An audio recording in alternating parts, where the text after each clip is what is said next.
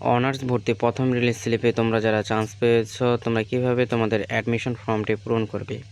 আজকের এই ভিডিওতে আমি তোমাদেরকে এই অ্যাডমিশন ফর্মটা পূরণ করার একদম সহজ পদ্ধতি দেখিয়ে দেব, যেভাবে তোমরা তোমাদের হাতে থাকা একটা স্মার্টফোনের মাধ্যমে খুব সহজেই এই অ্যাডমিশন ফর্মটি পূরণ করতে পারবে। তোমাদেরকে কোনো দোকানে বা কারো কাছে যেতে হবে না, তোমরা নিজেরাই ঘরে বসে এই অ্যাডমিশন ফর্মটি পূরণ করতে হবে।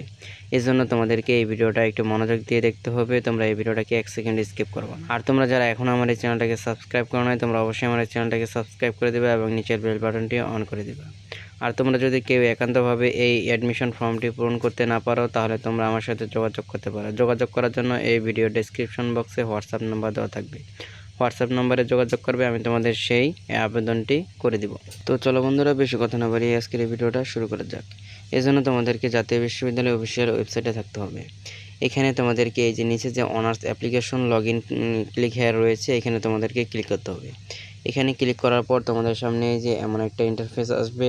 এখানে তোমাদেরকে তোমাদের যে অ্যাপ্লিকেশন আইডি এবং তোমাদের যে পিন নাম্বার রয়েছে, সেই অ্যাপ্লিকেশন আইডি এবং পিন নাম্বার দিয়ে লগইন করতে হবে। এখানে আমি অ্যাপ্লিকেশন আইডি এবং পিন নাম্বার বসিয়ে দিলাম।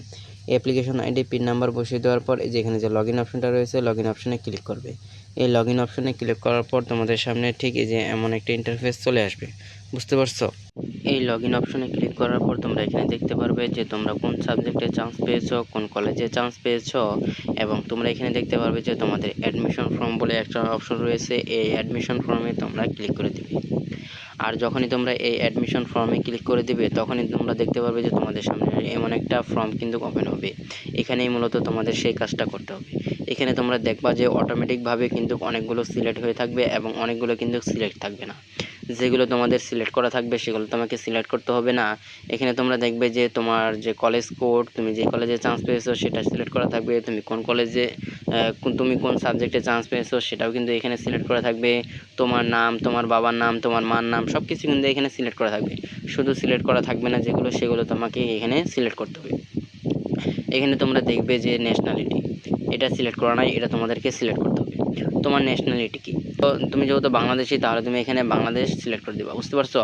বাংলাদেশ সিলেক্ট করে দেওয়ার পর তোমরা এখানে দেখবা যে রিলিজিয়ন বলে একটা অপশন রয়েছে। এই রিলিজিয়নে তুমি ট্যাপ করবা। ট্যাপ করার পর তুমি এখানে দেখতে পারো যে ইসলাম এবং সনাতনী ধর্ম বিষয়ে লেখা রয়েছে।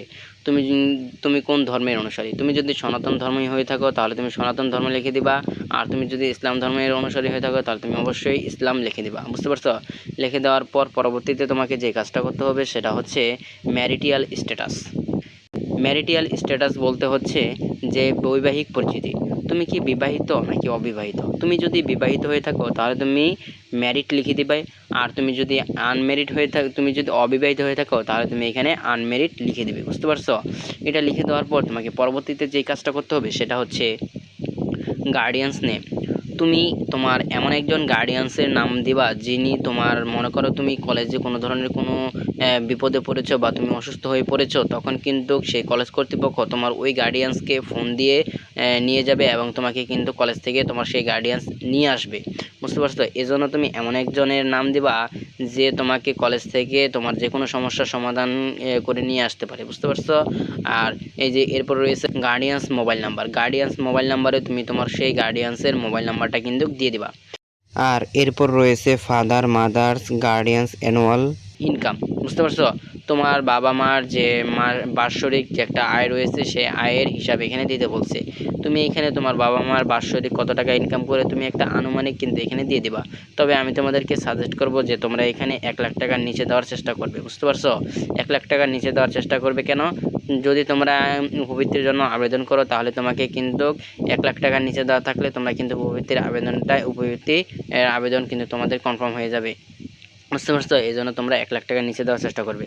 আর এরপর যে কাজটা করতে হবে সেটা হচ্ছে তোমাদেরকে পার্মানেন্ট অ্যাড্রেস এবং প্রেজেন্ট অ্যাড্রেস কিন্তু বসাতে হবে। পার্মানেন্ট অ্যাড্রেস বলতে তোমার স্থায়ী ঠিকানা। তোমার স্থায়ী ঠিকানা কি?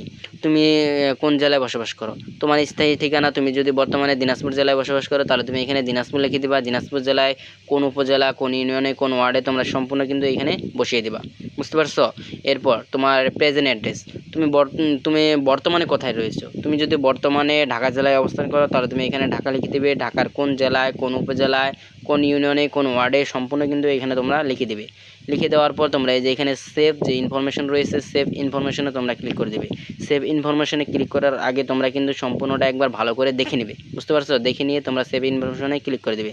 সেভ ইনফরমেশনে ক্লিক করে দেওয়ার পর তোমার কিন্তু সেই আবেদনটা কনফার্ম হয়ে গেছে। তো বন্ধুরা, এই হচ্ছে আজকের এই ভিডিওটা তোমাদের কাছে কেমন লেগেছে? যদি ভিডিওটা ভালো লেগে থাকে তাহলে অবশ্যই ভিডিওতে একটা লাইক, একটা কমেন্ট এবং এই ভিডিওটা বেশি বেশি করে শেয়ার করে দেবে তোমার অপর বন্ধুদের কাছে, যেন তারাও এই ভিডিওটা বেশি বেশি করে দেখতে পারে। তো বন্ধুরা, দেখা হবে পরবর্তী কোনো ইনফরমেটিভ ভিডিওতে। আল্লাহ হাফেজ।